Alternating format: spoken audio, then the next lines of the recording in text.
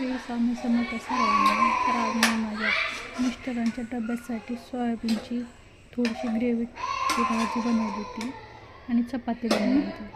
तर मी डबा बनवण्याचा व्हिडिओ तुमच्यासोबत शेअर करत आहे.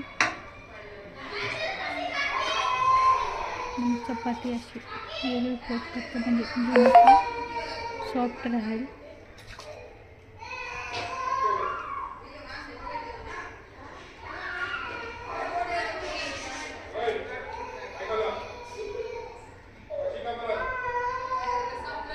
मध्येच शेजाऱ्याची लेकर रडत होते.